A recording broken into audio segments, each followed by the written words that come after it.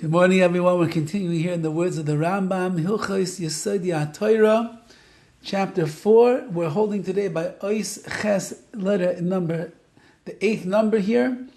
And now we're going to get a little bit, starting to get grounded and bring it down to earth so that we understand more, I think, what the RAMBAM is driving at, and how fitting and apropos that we're going to begin speaking about the creation of man and the Neshama and the soul that we have, since we're just coming off of Parshas Bereishis, which is what all creation and all about mankind. So let's see the insights of the Rambam. And he writes like this: Nefesh kol basa hitzurasai shenasan layakel. The soul of all flesh is the form that was given by Hashem. V'adas hayiser hamatzi benafshe shel adam. And this extra knowledge that is inside the nefesh, the soul of man, this is the form of man, of someone that is shalom b'daita, that is complete in his das, in his knowledge. And that's what we just said on Shabbos. Let us make man in our tzalmeinu, in our image, k'demusenu, in our likeness. What does that mean? Kleimar. Man should have a tzuri, should have some kind of an image, a form that knows and is able to understand deos, different types of knowledge. And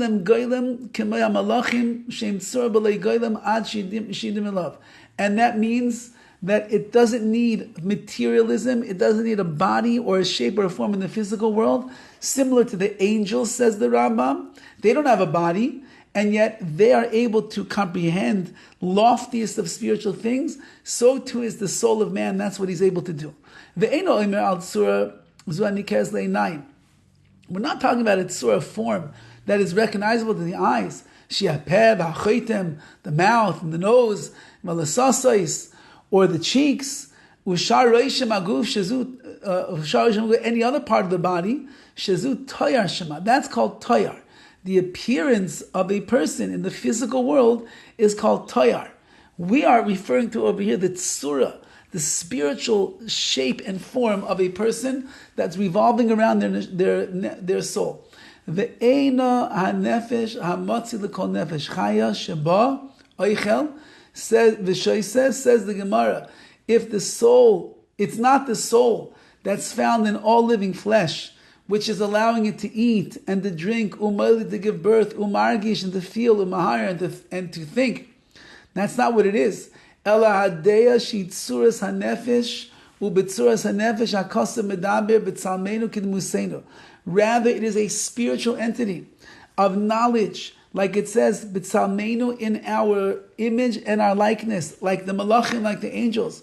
Upa'amim rabois tikar zeis hatzur nefesh v'ruach. Many times, this tzur, this spiritual form, is called the nefesh or the ruach. And therefore you have to be very careful the way that you express it, what words you use. So people should not make a mistake and think we're talking about physical things. The kol shem v'shem yilamim. Each name can be learned out from its context, so you'll understand what is the depth of the nefesh, of the soul of a human and their character. Says the Rambam that let's leave the world that we've been describing about matter and the earth, the wind, the fire, the water, all those things, which everything in the world is made up of. Let's go into a much deeper place, and that is the creation of man, which is a spiritual creation. And therefore he writes, the soul is not a combination of these elements, as we said, where it eventually will decompose. And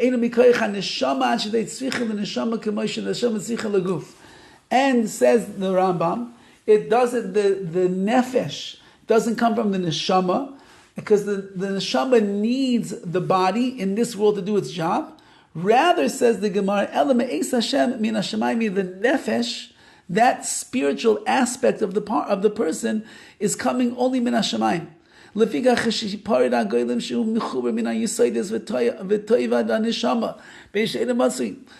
therefore, when the body itself, which is a combination of all these elements, decomposes, and the neshama ceases to exist.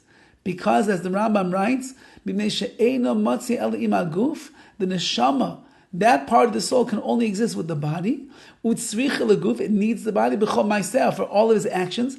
I can't do a mitzvah with my neshama unless I have a body.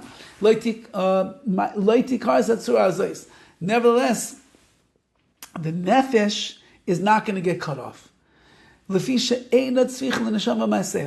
nefesh doesn't need the neshama for its actions. The nefesh is able to soar into the spiritual realms and know things, and it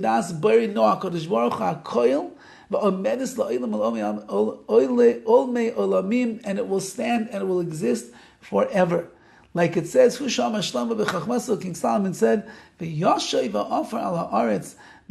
dust will return to the earth, like it was originally, and the spirit, though, will return to Hashem and the Son that gave it. So the Rambam is delineating over here that in the world, in the spiritual realm of a human being, there's neshama.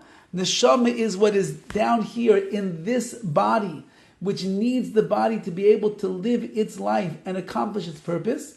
When the body is gone, the neshama is gone. But then there's something called, what he's calling over here, it's either you call it nefesh or you call it ruach, and that itself is coming only min hashemayim, it's only spiritual, not bound down to this world around us. And even when the body will die, that spirit will just go back to HaKadosh Baruch Hu.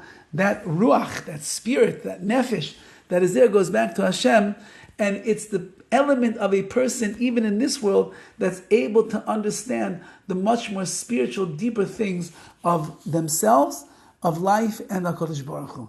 Have a wonderful day.